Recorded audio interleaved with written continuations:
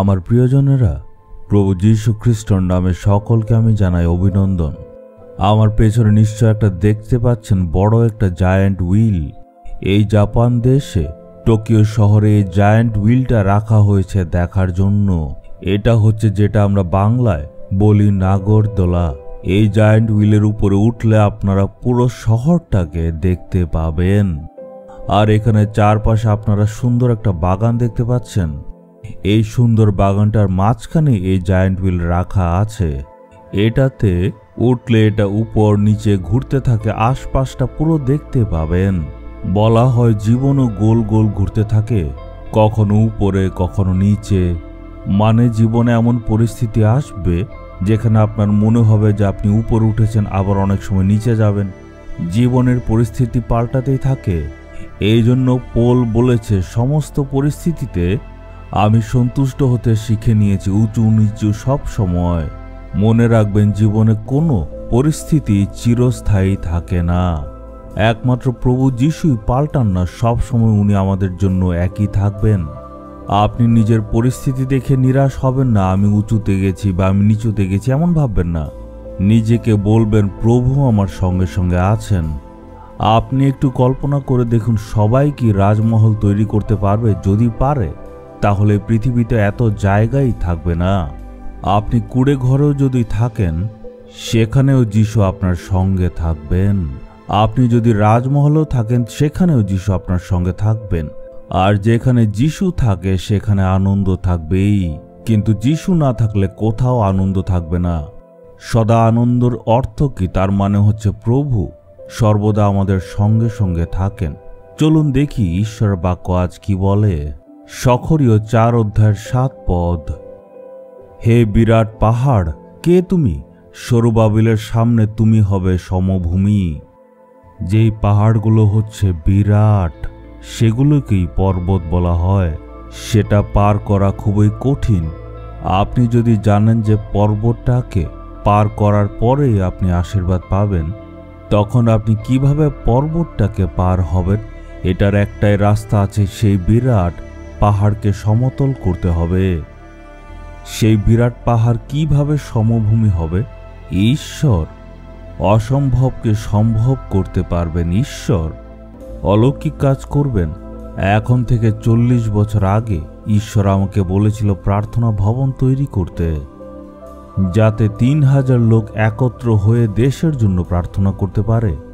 এই জন্যই সেই জায়গাটাকে ঈশ্বর আমাদেরকে বিনামূল্যে দিয়েছেন। কিন্তু যখন আমরা কাজটা শুরু করলাম, সেই সময় অনেক বিরোধিতা হলো। যখন আপনি প্রার্থনা করতে শুরু করেন, তখন শয়তান নিশ্চয় বিরোধিতা করবে। আমাদের ক্ষেত্রে জমিটা কিন্তু আমাদের নামেই ছিল।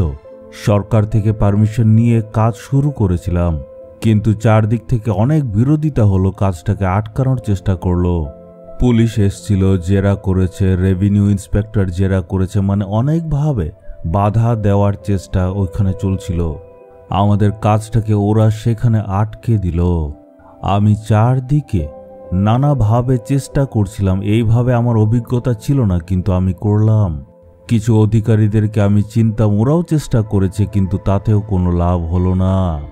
একবার একজন উকিল আমার কাছে এসে বলেছে, আপনার বিরুদ্ধে তো অনেক বিরোধিতা হচ্ছে, এই জন্য আপনি একটা কাজ করুন, আপনার কাজের জায়গাটা পাল্টে দিন। আমি বললাম, ঈশ্বর এই কাজটা দিয়েছেন, উনি জায়গা দিয়েছেন, উনি কাজ দিয়েছেন। ঈশ্বর কখনো পাল্টাবেন না, তাই আমিও পাল্টাবো না। এই জায়গাতেই সেই সেবা কাজ হবে। আমি এইসব নিয়ে যখন ভাবছিলাম, ভয় পেয়েছিলাম। আমার স্ত্রীর গ্রামের নাম হচ্ছে মুকুপরি। ওইখানে একটা বড় কনভেনশন হচ্ছিল, 4 দিনের কনভেনশন। অনেক বড় সভার আয়োজন হয়েছিল। প্যাম্ফলেট দিয়ে মানুষকে নেমন্তন্ন করা হয়েছিল। আমি ভাবলাম কে আসবে। নাম লেখা ছিল শাম জাবুদেরেই। আমি ভাবলাম বড় একজন সেবক, আগে দেখা হয়নি, তাই উনার সেই মূল্যবান প্রচার শোনার জন্য আমি সেখানে গেলাম আর মাটিতে বসলাম। এই পথ থেকে প্রচার করেছিলেন, হে বিরাট পাহাড়, সরু বাবিলের সামনে তুমি সমভূমি হবে। এর অর্থ হলো ঈশ্বর সাহায্য করবেন সেই বাক্য দিয়ে সেদিন ঈশ্বর কথা বললেন। সেই প্রচারটা যখন আমি শুনছিলাম আমার চোখ দিয়ে জল বেরিয়ে আসলো। এই বাক্যর মধ্যে যা লেখা আছে সেটার অনুসারে আপনি সব রাস্তা ঠিক করে দেবেন।